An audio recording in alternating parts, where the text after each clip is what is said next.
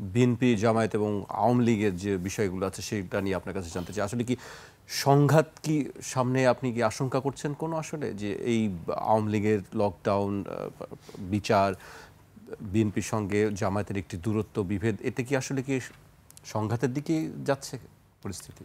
আমার কাছে আসলে খুব সোজা কথা।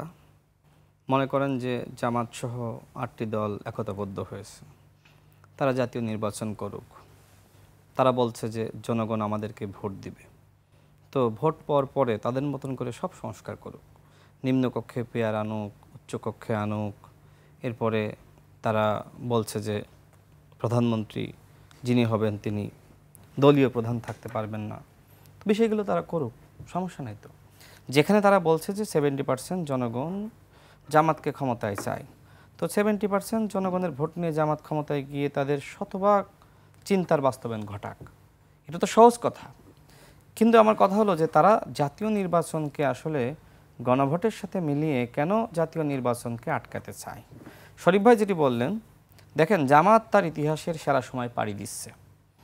ভিসি নিয়োগ দিয়েছে, ডিসি নিয়োগ দিয়েছে, এসপি নিয়োগ দিয়েছে।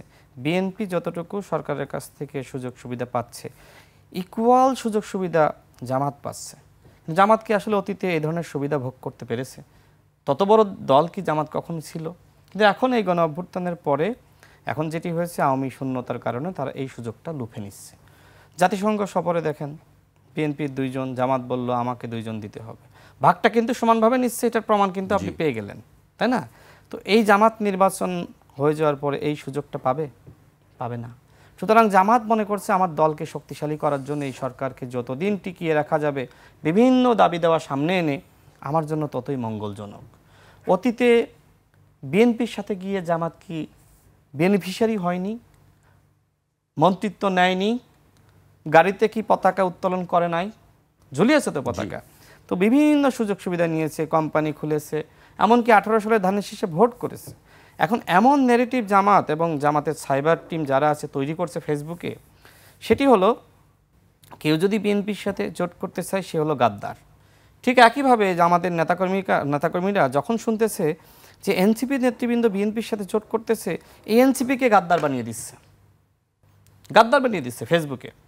এবং যখন দেখছে যে এনসিপি স্বতন্ত্র অবস্থান নিচ্ছে তখন বলছে ওকে সমস্যা নেই, হালকা সমালোচনা করছে। যখন এনসিপির কতিপয় নেতৃবৃন্দের বক্তব্য জামাতের সুরে মিলে যাচ্ছে তখন আলহামদুলিল্লাহ পাঠ করছে। তার মানে তখন আর গালিগালাজ নাই। মানে অতীতে যে জামাত বিএনপির সাথে গিয়েছে কোন নেগেটিভের উপর দাঁড় করে, তখনকার বিএনপি খুব ফেরেস্তা ছিল আর এখনকার বিএনপি খুব খারাপ হয়ে গেছে। উল্টো শরীফ ভাইরা সিনিয়র পলিটিশিয়ান আরও বলতে পারবে, তিনিও তো একসময় ছাত্র রাজনীতি করেছেন যেহেতু, যে ওই সময়কার বিএনপির থেকে বর্তমান বিএনপি সংস্কারের কথা বলছে, ইতিবাচক কথা বলছে, সহনশীলতা এবং ধৈর্যশীলতা দেখাচ্ছে সেই সময়কার বিএনপির থেকে। তার মানে জামাতের উচিত এখনকার বিএনপির প্রশংসা করা যে বিএনপির ভিতরে আমরা পরিবর্তন লক্ষ্য করছি। তো আপনি যখন বিএনপির সাথে গিয়েছিলেন তার কাফফারা দেন, বলেন যে আমি বিএনপির সাথে গিয়েছি, আমি মন্ত্রিত্ব ভোগ করেছি, আমি সরকারের সুবিধা নিয়েছি, সুবিধা নিয়ে এই কোম্পানি গঠন করেছি, এগুলো সব জনগণকে দান করে দেন। আপনি বিএনপির সাথে গেলে আপনি খারাপ হননি। এখন যে কেউ বিএনপির সাথে জোট করতে চাইলে সে হয়ে যাচ্ছে নব্য ফ্যাসিস্টের দশর, মানে এনসিপিকে বানানো হচ্ছে, আমাদেরকে বানানো হচ্ছে। আমার কথা হলো যে এনসিপিকে সিদ্ধান্ত নিতে হবে, যদি তারা বিএনপির সাথে যেতে চায় যাবে, সমস্যা কোথায় আমি দেখি না তো। একটা দলের সাথে জোট করতেই পারে, কৌশলগত কারণে সে তাকে সহযোগিতা করবে আর সে তাকে সহযোগিতা করবে, একে অপরকে সহযোগিতার মাধ্যমে যদি তারা রাষ্ট্র পরিচালনায় একসাথে কাজ করতে চায়, এখানে প্রবলেমটা কোথায় এটা আমি আসলে মানুষকে বোঝাতে পারছি না। জামাতের ন্যারেটিভ দাঁড় করাচ্ছে যে বিএনপির সাথে এনসিপি গেলেই বিএনপি শেষ হবে, কিন্তু জামাতের সাথে যদি এনসিপি যায় সারা জীবন ধরে এনসিপিকে বলবে জামাতের এজেন্ট, বলবে না? পাকিস্তানের দশর, মানে কথার কথা রাজাকারের দশর। তো এই গালিগুলো, এই আপনার ট্যাগগুলো আসলে এনসিপি নতুন দল হিসেবে তো তাদের পক্ষে আসলে এটা মোকাবেলা করা কঠিন। তো এনসিপি যে সিদ্ধান্তই নিক না কেন, যদি তারা মনে করে যে আমি জামাতের সাথে যাব, আমি মনে করি সেই অধিকার তাদের আছে, কিন্তু ওই যে ট্যাগটা আসলে বেশি সহ্য করা লাগবে। যেটা এনসিপির অনেকের সাথে আমার কথা বলে তারা একই কথা বলেছে যে জামাতের সাথে গেলাম ভালো কথা, কিন্তু সারা জীবন ধরে যে আমাদেরকে ট্যাগিং করা হবে, এই ট্যাগিংটা আমরা কেমনে মোকাবেলা করব? টকশোতে গেলে, মিডিয়াতে গেলে সারাক্ষণ বলা হবে তুমি তো ভাই জামাতের এজেন্ট। তো এনসিপিকে এই একটা ব্লেম দিবে, এই জন্য এনসিপি এই জায়গায় সতর্ক অবস্থানে, আমি যতটুকু জানি তারা অন্তত জামাতের সাথে যাচ্ছে না এনসিপি। এখন জামাতের যে আপনার রাগ এই জায়গায়, যে এরা যেহেতু আমার সাথে আসতেছেন, এদেরকে বিএনপির সাথে যেতে দিব না, সুতরাং এদেরকে এখন বানানো হচ্ছে যে তোমরা নব্য ফ্যাসিস্টের আসন ভাগাভাগির জন্য নব্য ফ্যাসিস্টের এজেন্ট হচ্ছে। আর আমি বলবো এনসিপিকে নিজস্ব রাজনীতি করা দরকার। ঠিক একইভাবে আমাদের ক্ষেত্রেও আমি যদি মনে করি আমার অমুক দলের সাথে গেলে ভালো, আমার যেতে কোনো সমস্যা নাই, কিন্তু আমাকে যেটা নাহিদ ইসলাম বলেছে যে অতীতের দায় আছে, এরকম কোনো দলের সাথে গিয়ে আসলে আমরা আসলে ওই বিতর্ক আমরা কোনোভাবেই বিতর্কের মুখোমুখি হতে চাই না। ঠিক একইভাবে আমার কথা একই, যে অন্যের দায় নিয়ে আমি কিভাবে রাজনীতি করব। ভুলভ্রান্তি কেউ থাকলে আলাদা কথা, কিন্তু ইতিহাসের একটা দায় থাকলে তার সাথে যাওয়া আসলে কঠিন হয়ে যায়। সর্বশেষ কথা হলো যে সামনে নির্বাচন দরকার, নির্বাচনের বিকল্প কিচ্ছু নাই। এতক্ষণ টকশোতে যে আলোচনা করলাম, ভবিষ্যতে হবে, বিতর্ক সমালোচনা সব হবে, নির্বাচনের বাইরে কোনো সংস্কার নাই। সুতরাং গণভোট এবং একই সাথে জাতীয় নির্বাচন একই দিনে হতে হবে। জামাত যেমনিভাবে নিম্নকক্ষ পেয়ারের দাবি থেকে সরে এসেছে, তারা এই দাবি থেকে সরে আসবে। তাদের যদি সরকারের সাথে আলোচনা করে আরও কিছু নোট অফ ডিসেন্ট বাদ দিতে হয়, বিএনপির সাথে আলোচনা করে বা ঐক্যমত কমিশনে আলোচনা করে বাদ দিতে পারত, তখন কেন উদ্যোগটা নেয়নি? এখন নির্বাচনের সময় ঘনিয়ে আসছে, আর আমি লক্ষ্য করছি আওয়ামী লীগ যে ভাষায় কথা বলছে, সজীবদের যে ভাষায় কথা বলছে, শেখ হাসিনা যে ভাষায় কথা বলছে, আওয়ামী লীগের অন্যান্য নেতারা বিদেশে বসে পলাতক অবস্থায় যে ভাষায় কথা বলছে, আমার খুব দুঃখ লাগছে যে আমাদের গণঅভ্যুত্থানের শক্তি কতিপয় নেতা একই ভাষায় কথা বলছে।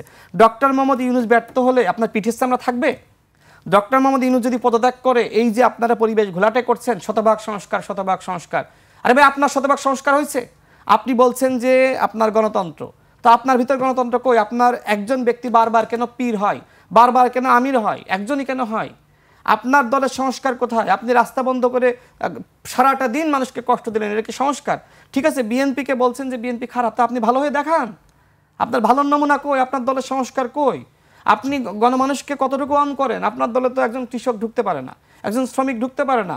তো এই যে মানুষকে নিয়ে রাজনীতি করতেছেন, তো মানুষকে আপনার দলে রাজনীতি করার জায়গাটা সহজ করে দেন, সেটা তো করতেছেন না। আগে আপনার দলের সংস্কার করে আপনি দেখান। জামাতের আমির একটি কথা বলেছে যে যদি আমরা ক্ষমতায় যাই তাহলে নারীদের শ্রমঘণ্টা 3 ঘন্টা কমানো হবে। তিনি আরও বলেছেন যদি এর জন্য কোনো কোম্পানি ক্ষতিগ্রস্ত হয়, সেই কোম্পানিকে সরকারিভাবে তাকে আমরা ক্ষতিপূরণ দেওয়া হবে। এটা কি বাস্তবসম্মত? বাংলাদেশে যদি আপনার 1 কোটি নারী তারা যদি এইভাবে চাকরি করে, 3 ঘন্টা বাদ দেন, 8 ঘন্টার মধ্যে ওই লোকসান কি সরকার দেউলিয়া হয়ে যাবে? তো দেশ একদিনে। জামাতের সেক্রেটারি জেনারেল বলল যে এক হাতে সার্টিফিকেট নিয়ে বের হবেন, অন্য হাতে চাকরি দিব। এই কথাবার্তাগুলো তো আসলে ঠিক না, এটা তো বাস্তবসম্মত না। আপনি সংস্কার মানে কি বাস্তবসম্মত? ঠিক জামাত এইভাবে স্বপ্ন দেখছে, মানুষকে এইভাবে বিভ্রান্ত করছে যে সংস্কারের বিশাল বিশাল স্বপ্ন দেখাচ্ছে, কিন্তু এই সংস্কার যে আসলে বাস্তবসম্মত এই মুহূর্তে না, সেটা কিন্তু সাধারণ মানুষ অনেকে বুঝতেছে না, বিভ্রান্ত হচ্ছে। তো সেই জায়গায় আমার সর্বশেষ কথা হলো যে মানুষকে বিভ্রান্ত করে রাজনীতি করেন না। রোজা আর পূজা এক হইতে পারে না। হিন্দুরা অবশ্যই আমাদের এদেশের নাগরিক, তাদেরকে আমরা ভালোবাসি, একসাথে এদেশে বসবাস করছি। কিন্তু এই যে ধর্মীয় একটি সেন্সিটিভ বক্তব্যের কারণে জামাত তো স্বচ্ছতা এবং জবাবদিহিতার কথা বলে, তো এই স্বচ্ছতা জবাবদিহিতা নিশ্চিত করেছে যে নেতা বলেছে রোজা এবং পূজা মুদ্রার এপিট ওপিট, সেই নেতার বিরুদ্ধে জামাত ন্যূনতম কারণ দর্শানোর নোটিশ দিয়েছে। তাহলে জামাতের মধ্যে স্বচ্ছতা এবং জবাবদিহিতা কোথায়? আমার সেই প্রশ্ন রেখে আমি শেষ করছি।